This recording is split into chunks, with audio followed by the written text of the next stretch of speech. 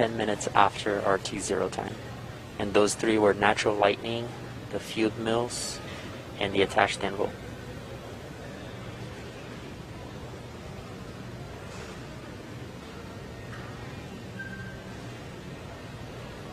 Yeah, we copy, Jay. We appreciate that update. We can see some raindrops on the windows, and just figured that whatever it was too close to the launch pad at the time we needed it not to be. So we appreciate that and understand that everybody's probably a little bit bummed out. It's just part of the deal. Everybody was ready today, and we appreciate that, and the ship was great.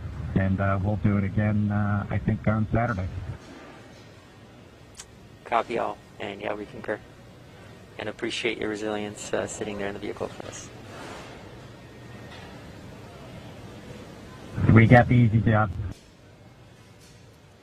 Nothing better than being prime crew on a new spaceship.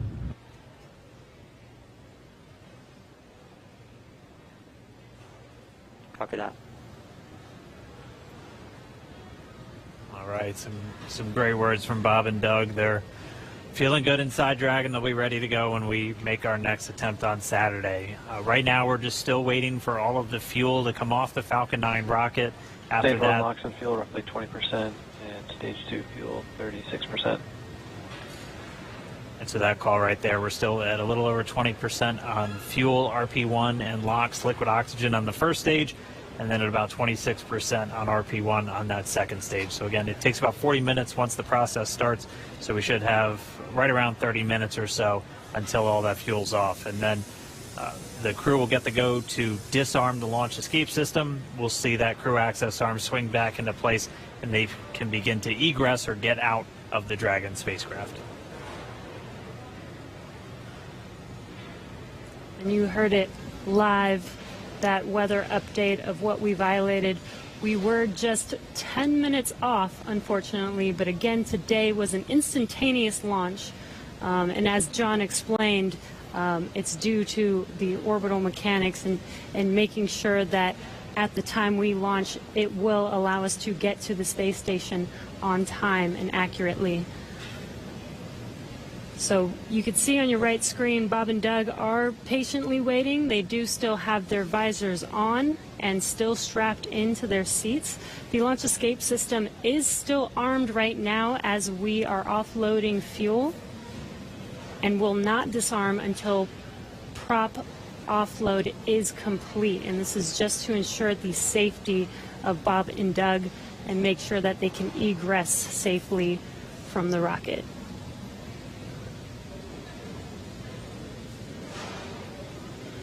And just a reminder, today, just this first attempt, we're going to be right back here looking like on Saturday for attempt number 2.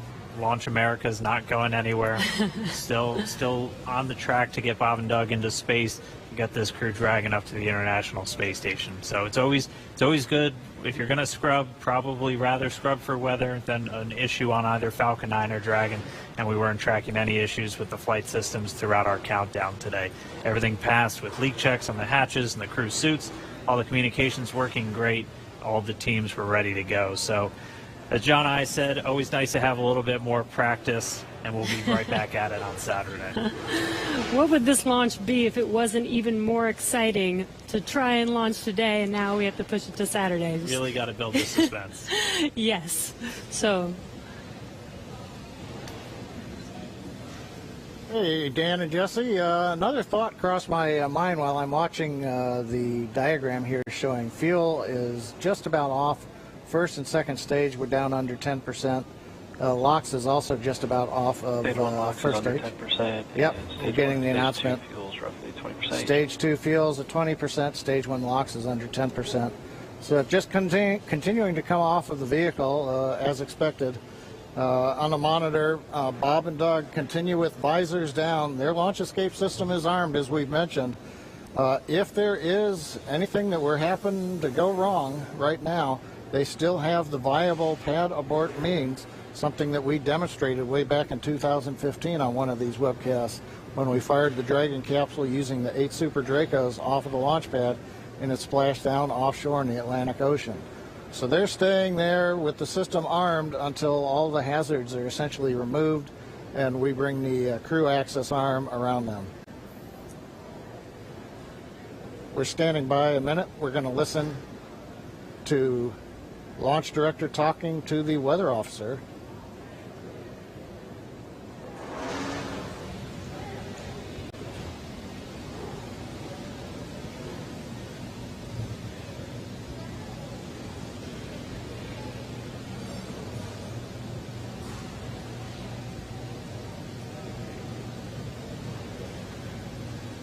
If you're just now tuning in, we did not launch today. We did have a scrub because of weather, but as we were saying, we are looking forward to trying this again on Saturday. Our launch time on Saturday will be another instantaneous window, so we'll have to have the weather cooperate again, and that launch time will be at 3:22 p.m. Eastern. I think our last weather update put us at about 40% probability of violation. John, I can check me real quick. Yeah, Dan, what I saw coming out of the Air Force was 40% probability of violation, I believe. It's always tough because they report in terms of violation, and the optimists have to subtract that from 100% to go, hey, 60% chance, I'll plan my picnic. We were listening, the SpaceX launch director, Mike Taylor, was talking to the launch weather officer asking about the 3 criteria that scrubbed us today. It sounds like in another minute or two, the lightning and the attached anvil cloud rules will clear. The field mill rule, charge in the atmosphere, is still bouncing around, and so, hey, we may need several more minutes before that one would clear. So we'd need even longer than 10 minutes in the window today, it looks like, for all the rules to clear. That brings up what I wanted to mention a little while ago. I got lost listening to the weather brief. But there are a lot of folks who are going, why an instantaneous launch window for Falcon 9 and Dragon? Now, typically when we go to the space station, when we do the mission planning, it's an instantaneous window. There may be enough performance in the rocket to launch somewhere in a 5-minute period, but you've got to pick a time in there. But in the case of Falcon 9, once we start propellant load at T-minus 35 minutes, it doesn't matter so much if you can move 5 or 10 minutes left or right, because the whole sequence is scripted. We do the flight analysis assuming that the temperatures of the propellants are below a certain amount so that we know how much performance is available to the rocket, how much margin we're going to have. So essentially, if you start the countdown, 4 hours, 8 hours out like we were doing today, and you have a very short window, once you get into propellant loading at T-minus 35 minutes, you have to go as soon as you get to 0. We don't have the ability to stop the countdown, wait 5 minutes. Now all of a sudden the liquid oxygen starts warming up from 340 degrees below 0 in the ground system, and that changes how much performance you get carrying into orbit, and we don't want to cut into those margins. Now, if we had had something like a 4-hour window, which some communication satellites have, we could actually get down to almost 0, hold the count, detank the Falcon 9, wait a while, it takes us about an hour and a half, reload a whole new batch of cold liquid oxygen and fuel from the big storage tank that we've got there at Pad 39A, and try to launch again. But in that case, you have to be able to launch, about an hour and a half or so later after you scrub. And in the case of the International Space Station, an hour and a half from now, it's nowhere near where we need to be to get to orbit with the performance of the Falcon 9 and the Dragon. So today, it's a combination. We start the day with a 1-second window. Yeah, just inform you, it's but been once 2 we hours, get inside of 35 minutes, it becomes an instantaneous window for the Falcon 9, regardless of what the customer may be able to give us. So there's a little explanation for those who are wondering why we have such a tight window. Right now, it looks like we are bringing the last bits of fuel off of the stage, and liquid oxygen is just about off of the stage. So things are clocking right along per the 40-minute timeline. Everything looks good, and we'll wait to hear that we're clear, and then when we get the call for Bob and Doug to go ahead and disarm launch escape system, and the crew access arm will watch come back out, center itself around the Dragon hatch, and then the ingress team will go up there and open the hatch. Thank you for the science lesson, John I. Hey, no charge. Much appreciated. We did hear a quick call to the crew there. We should be just under 10 minutes away from that prop offload completing. It looks like we're just tracking Stage the 2 fuel offload RP1 is complete. And there we have the confirmation. Stage 2 offload's complete. And we should have now just the RP1, so that densified propellant, or the RP1 is kerosene. We should be under 10%, a little under 10 minutes until that's off. And then we'll step through those events we were discussing, where they'll be able to disarm the launch escape system, get the arm back out there, and Bob and Doug can begin to exit the Dragon spacecraft.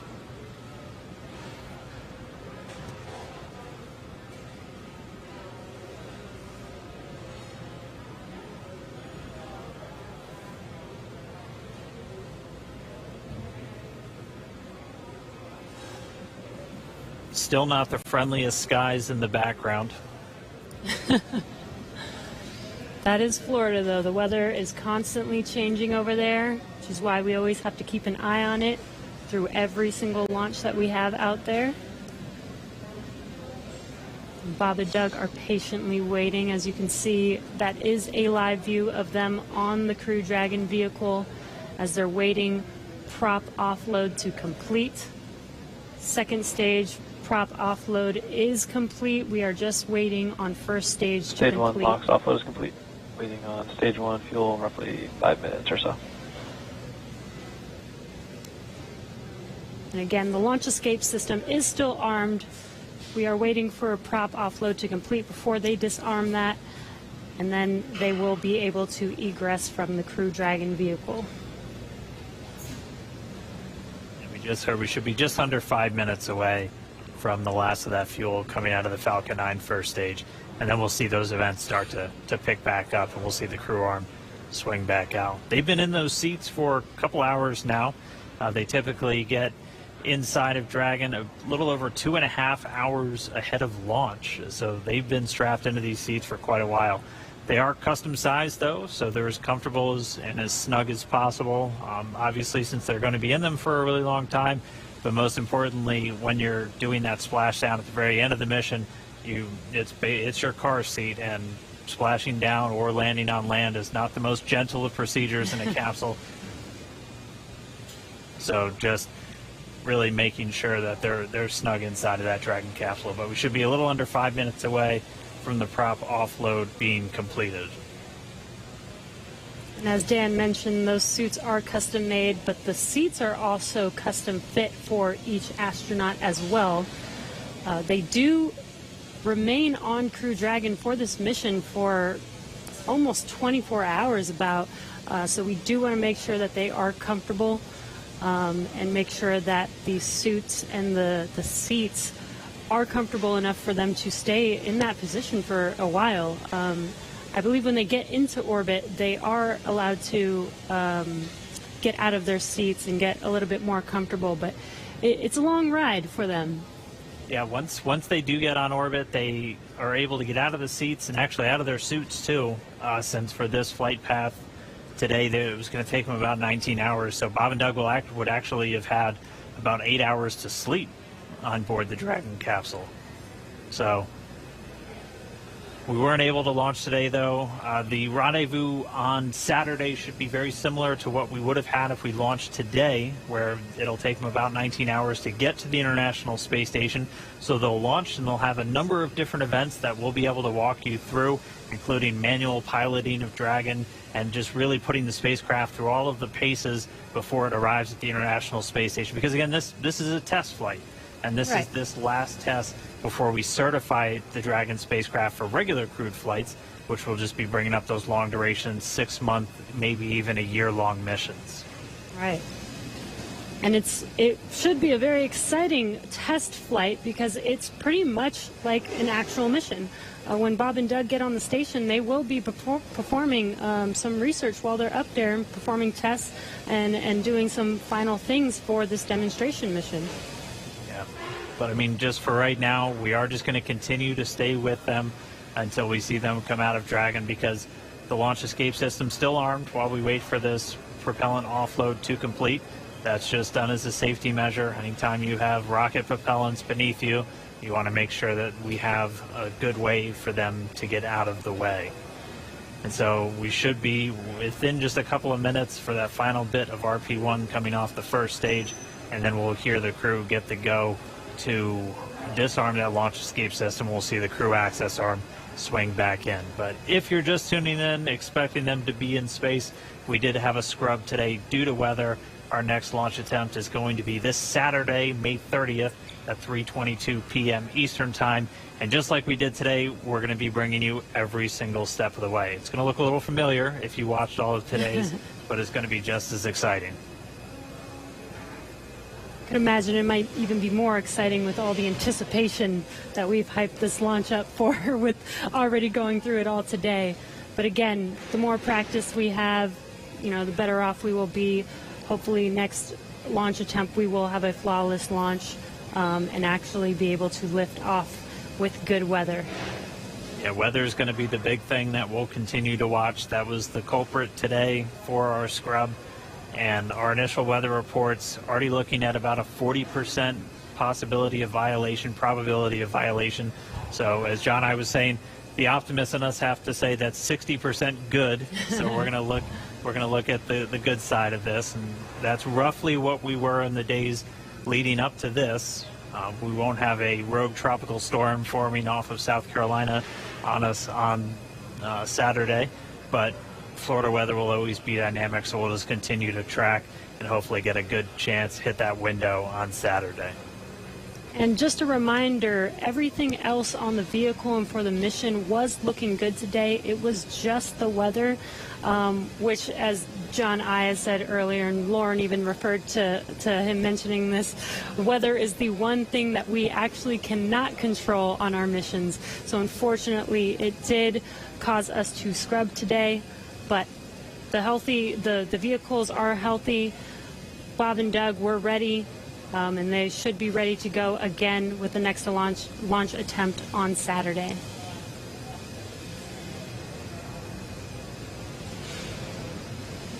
Just looking at our data, it looks like that RP1 is just about all out. So we'll just kind of stand by for a few more moments. Hopefully we get that call soon, John I. Yeah, I was going to, while we're waiting to hear the call, that the last percentage of fuel is off. I was going to comment on Jesse's discussion about it was just the weather. I think during this countdown, there were more words said about the weather than everything else. Uh-huh. I'm listening right now to a weather discussion in the background. And again, for people wondering if we knew that we did have bad weather, even from this morning, again, we do monitor this all the way down to the final minutes of the countdown. And with Florida weather being pretty sporadic, sometimes we have even hurricanes coming through or bad weather coming through and passing 20 minutes later and having good weather for a launch. So this is why we continued to attempt to launch today, but unfortunately for T0 today, weather was not on our side. Yeah, and Jesse, this is John again. I dropped off to listen to a weather discussion. They were just giving the times. The lightning rule went green, so we could have gone without a lightning concern. The attached anvil rule cleared, but the field mill rule is expected to clear at 58 minutes after the hour. So that's another 4.5 minutes from now. So we were close, but we needed about 25 minutes later launch time. It does remind me, at risk of offending some people, but the old saying that says it's better to be on the ground wishing you were flying than flying wishing you were on the ground. Yes, definitely. Safety first, always, and making sure that when Bob and Doug do fly, they are flying safely and as planned. So again, this is standard procedure for us to make sure that they do have a safe flight to the International Space Station. All right, well, for now, we're just continuing to stand by, expecting the call that All of that prop has now been offloaded from Falcon 9. Alright, venting vehicle tanks to nominal TPC set points for crew ingress.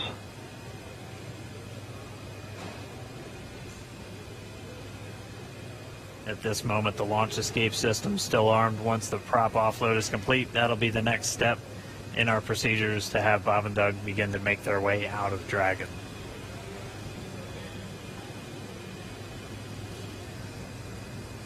LD, countdown 1. LD. We have the prompt here for nominal crew egress. Okay, so we're ready for launch escape system disarm. As affirmed, ready for launch escape disarm. MD copies. You guys are ready. Yeah, launch team's ready. Go ahead and advise the crew.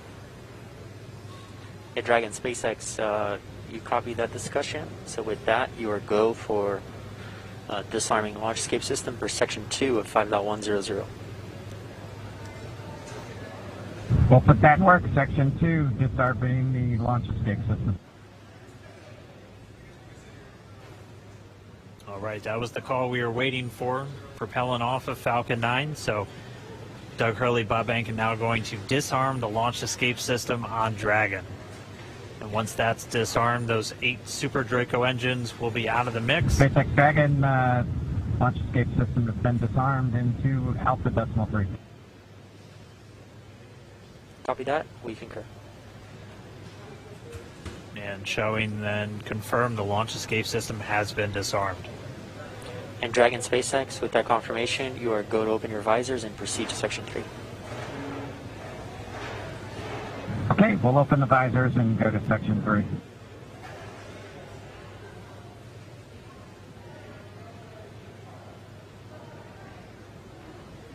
As you heard and you can see, Bob and Doug can now open their visors and get ready for exiting the vehicle.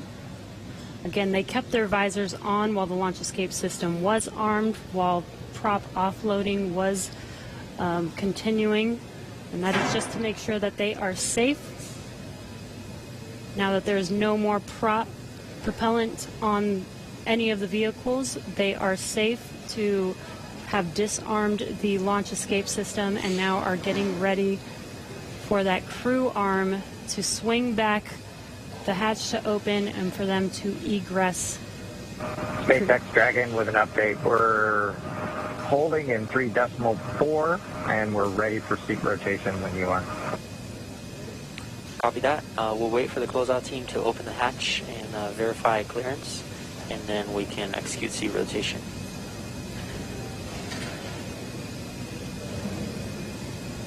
Dragon cap.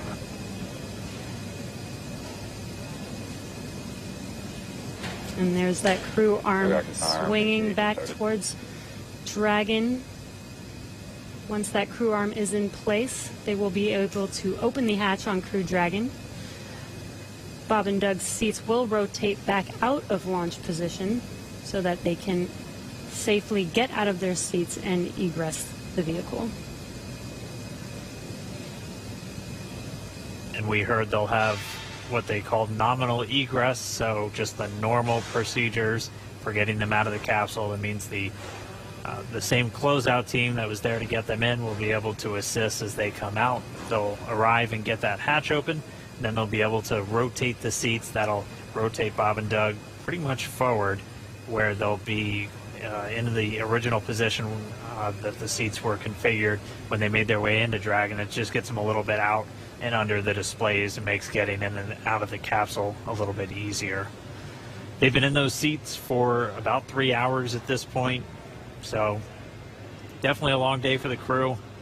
As they woke up about 6 hours prior to our T-0, had their breakfast, which we confirmed was steak and eggs, at least for Doug Hurley. And then they proceeded through all of the suit up and the trip to the pad, making their way inside Dragon, where they've been for about the last 3 hours at this point. We were on track for an on-time liftoff right at 4:33 p.m. Eastern Time, but did have to scrub a little under 17 minutes before launch due to weather. So for now, we've offloaded all of the propellant off of Falcon 9. The launch escape system has been disarmed. That crew access arm is back right up next to Dragon, as you can see in that view on the left. pretty soon we'll see the teams arrive to get the hatch open, get Bob and Doug out, and they'll make their way back to crew quarters and their quarantine. It is important to note that throughout the entire process of them getting into Dragon, suiting up all of those different steps, they maintain that same quarantine that they've been in since for about 2 weeks now, and that is specifically for events like today, where we have to scrub and just go to another day. So we don't want to break that quarantine once we're putting them into that launch vehicle, and that's a standard quarantine that we have for any crew members flying to the International Space Station. The current COVID-19 pandemic obviously puts a little bit of extra pressure and a little bit of an extra spotlight on that, but they're following a lot of the same procedures that we have in place just to keep crew members healthy before they go and spend several months in space in an enclosed environment with just a couple of other people. Right, and it's a little bit more difficult to get them help on the space station, right? So we want to make sure that when they do head up to the space station, that they are fully healthy. So this, again, is standard procedure, not just because of this pandemic that's going on. This is a standard procedure for astronauts to quarantine prior to heading to the station. And as Dan mentioned, this is a standard procedure to exit the vehicle as well. We did scrub today, but this is not an emergency state. This is standard procedure. This is something that is practiced and rehearsed and made sure that we do follow our standard procedures to make sure that everything is still safe. Bob and Doug exit safely and go back into quarantine and get ready for our next launch attempt. Looks like they're getting a chance to stretch their legs, though. Yeah. Yeah. Dan, Jesse, I'm monitoring along in the scrub procedure right now. They're getting the goes to get the folks back to the pad, the crew that'll open the hatch. So they have notified the team chief, launch engineering, to return to the pad. As a reminder, around the pad, the Air Force and NASA set up roadblocks to make sure nobody gets into the hazard area. So they will head to the roadblocks, they'll pull them open so that they can drive to the pad. So launch director, I think, is estimating it's still about 15 minutes for the crew to drive all the way down out to 39A, get up the tower, and then begin operations on the hatch. They have confirmed that the purge of the Dragon service section, which is nitrogen during the countdown to avoid an oxygen leak, that is back on air now. The crew access arm is on air, so they're ready for the egress team to get up into the tower, but it's going to take them a little bit still, I think, to drive down the road in the vehicles and go up the elevator. But everything continuing to run per a normal scrub countdown, which we have had the opportunity to practice with the crew in, for example, the dry dress rehearsal last Saturday, after we had done the static fire of the Falcon 9 the day before.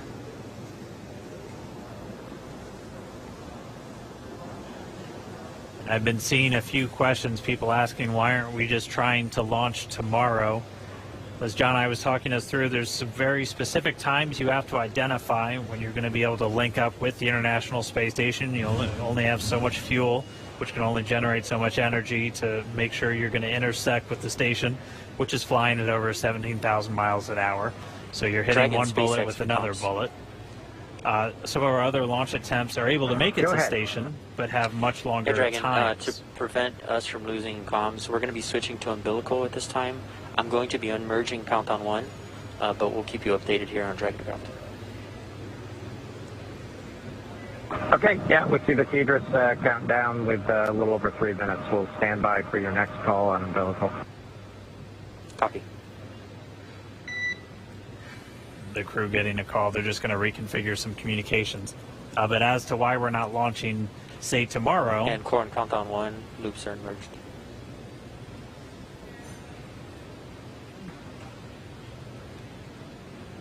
but when we pick our launch attempts, we also have to take in mind some of the human factors of these attempts. Some of these other launch attempts may exist, but it would require Dragon taking in excess of 30 or more hours potentially to reach the station, which could wreak some havoc with the sleep shift cycles, not only for Bob and Doug, but also for the crew on board station that has to line up their sleep schedule with Bob and Doug as they arrive. And the crew's on station, and Bob and Doug will be operating off of Greenwich Mean Time once they get there. Dragon SpaceX, comm check umbilical.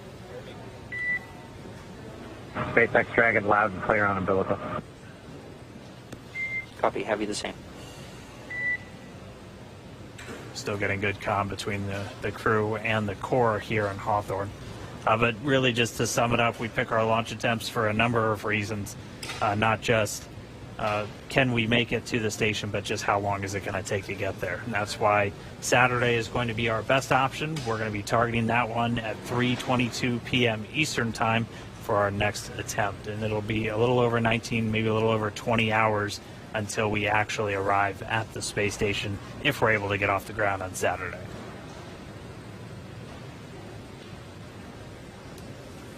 And this gives Bob and Doug, a few days to kind of shake off the nerves from today's launch attempt, give them some more time to rest, and again get ready for our launch attempt on Saturday.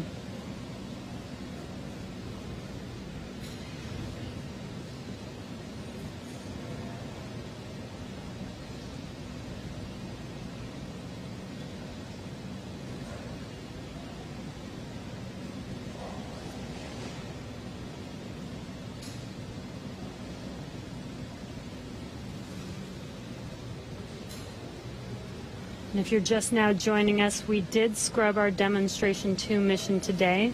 And as John mentioned, we are waiting for the egress team to make it back to the launch pad, head up the tower, and help the crew, or help Bob and Doug egress the vehicle.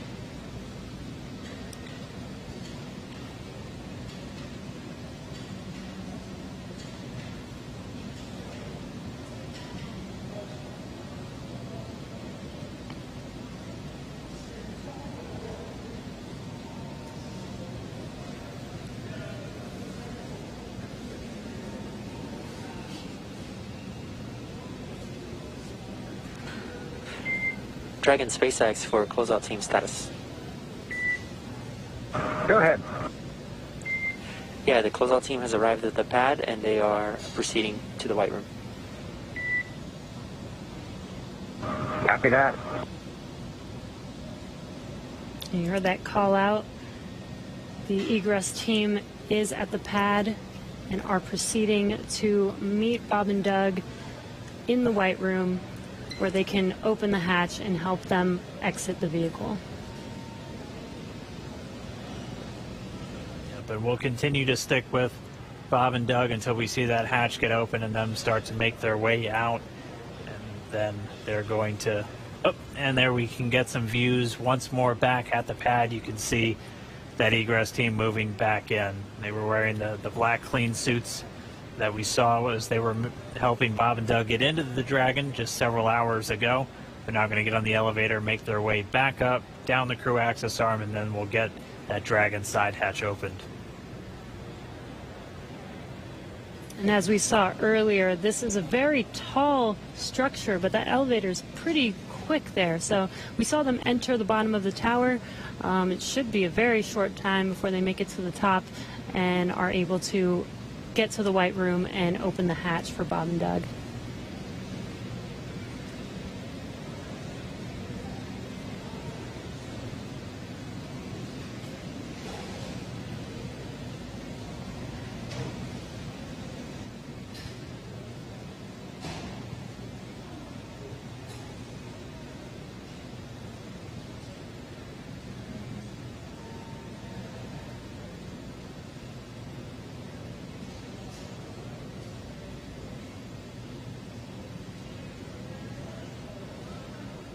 If you want.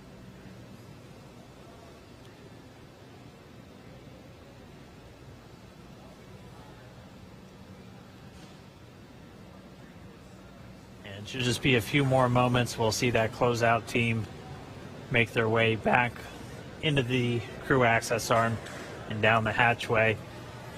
And again, if you are just now tuning in, we did have that scrub just about a little under 17 minutes before launch. Our next launch attempt is going to be this Saturday, May 30th. launch time is going to be another instantaneous launch time. It's going to be 3:22 p.m. Eastern time over there in Florida. And assuming an on-time launch, it'll be a pretty similar flight that we were looking at today, where it'll be roughly about 19 hours before they make that initial contact to the International Space Station. They'll get on orbit and execute a series of 5 different burns to gradually raise their orbit until they're just a few hundred meters below the station and maybe a few kilometers behind. And then they'll do all of the final approach initiation maneuvers. And by that point, the team here in Hawthorne will be working very closely with the team down in Houston in the International Space Station Flight Control Room. Weather for Saturday still not ideal, but it's roughly what we started out with today, where we have about a 40% chance, possibility of violation, and it'll be tracking a lot of the same issues with cumulus clouds and potential precipitation. We'll also be keeping an eye on all of the downrange weather. Oh, it looks like we're seeing some people start to make their way into the crew access arm now, so we should see them get that Dragon side hatch open in just a few minutes. But as a reminder, we'll be looking at weather around the launch pad and weather downrange in their flight path on the way to orbit, and that's always checked just in case they have to do any kind of emergency maneuver and land down in the Atlantic Ocean. We will be making sure that the weather is at acceptable levels all the way until they're into space. So you can see the team coming down now. Should see the hatch open momentarily, and then we can begin to get Bob and Doug out of the Dragon spacecraft.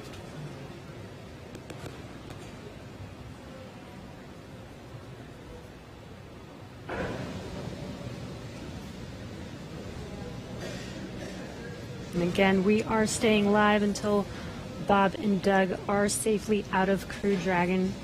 You can see on your left-hand screen the team getting ready to open the hatch for them and help them out of their seats.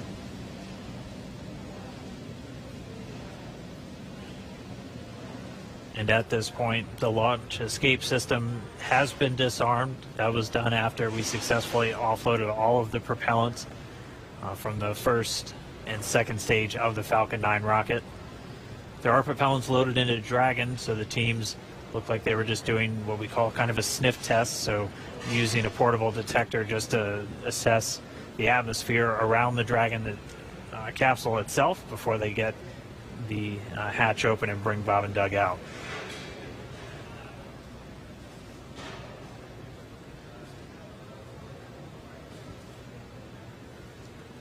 All of this is standard safety procedures for egressing the vehicle.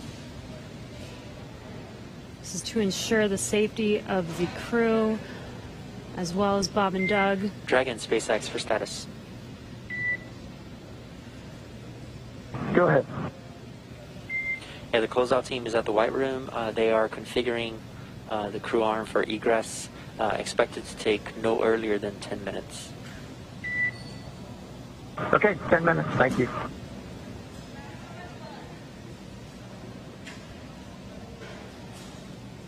It should be just about 10 minutes. As a reminder, they're in the White Room. We walked through that a little bit earlier in our coverage this morning.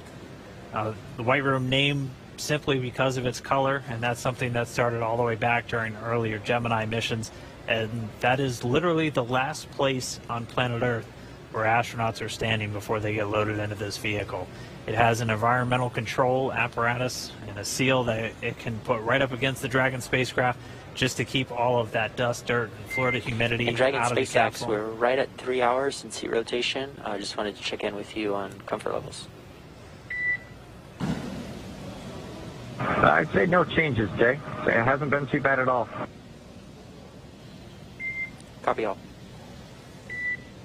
And obviously at this point, with the launch escape system disarmed, we have loosened up straps and gotten our feet out of the straps on the bottom of the seat, so it's a little more comfortable anyway. Copy all. Looks comfortable.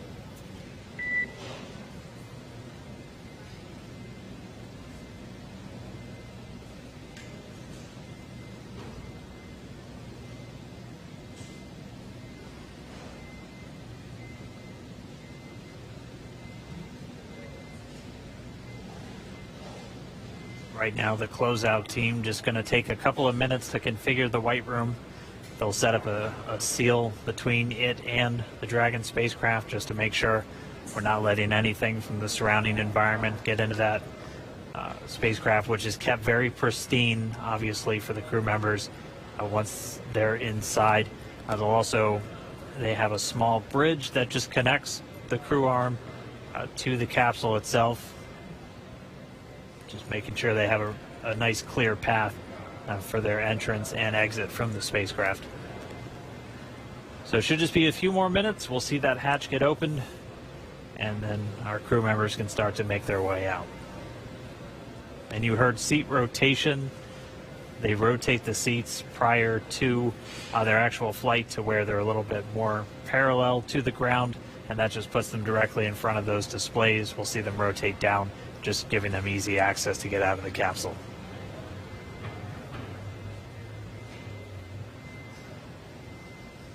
And as Dan mentioned, we want to keep FOD out of the capsule. FOD is foreign object debris, so that's basically anything that does not belong inside of the vehicle. So not just like dirt and dust, but just anything that was not meant to be inside of there should not be there. So we are doing everything as a standard procedure to make sure that we do keep FOD out, especially since this is going to be another attempt and another opportunity for FOD to enter the vehicle. As they're exiting, we still make sure that we keep everything basically like a clean room.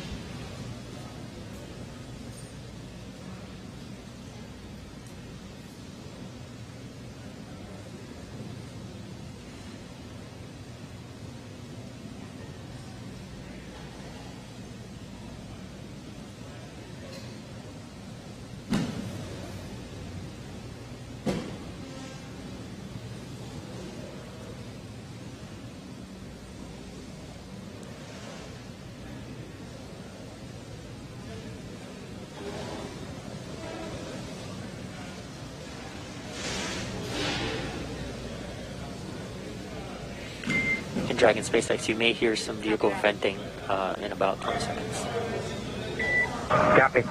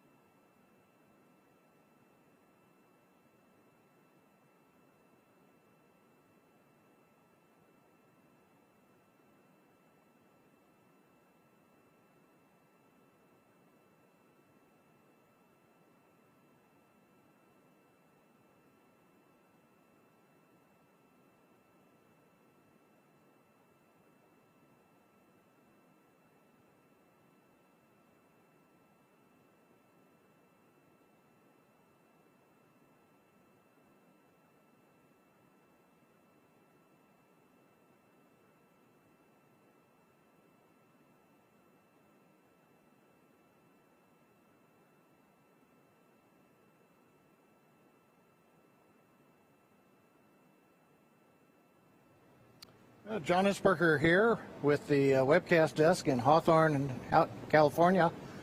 We are continuing to wait for the crew to open the side hatch. We've got the camera showing astronauts Doug Hurley, Bob Behnken inside. Visors are up. They've gotten their feet out of the restraints. Gloves are off in case of Doug, it looks like. And the team is just outside the hatch.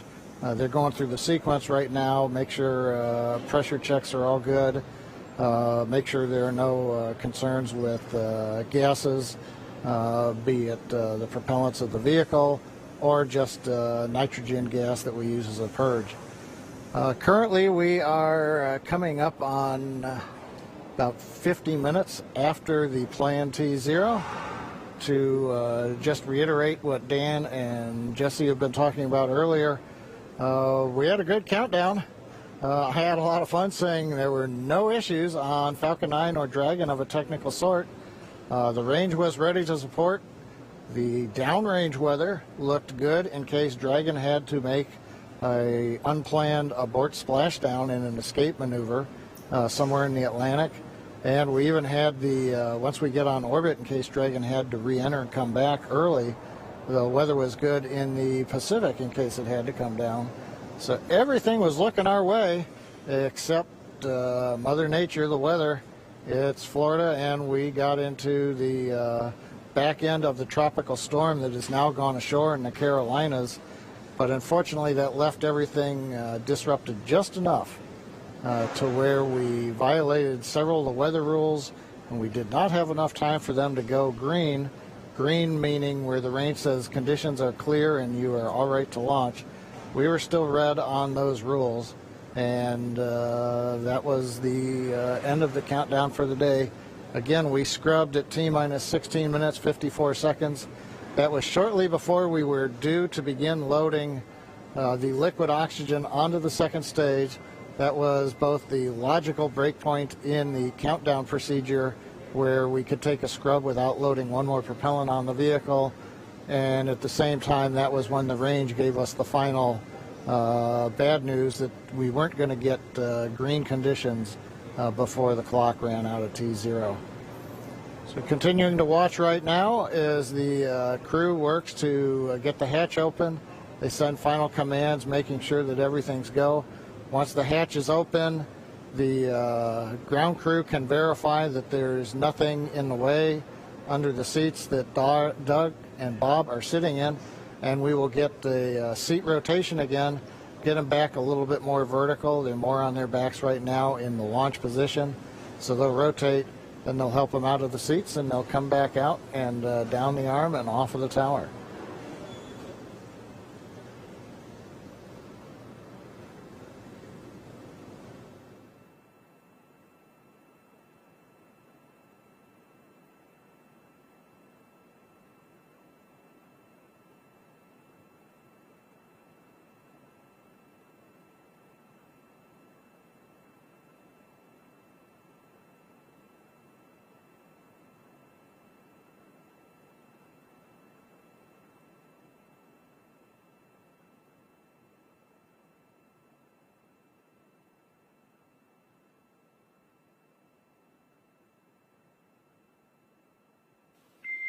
Dragon SpaceX, for status, it looks like the closeout team is inflating the hatch seal, the arm seal right now. Okay, yeah, we can see some folks outside the window.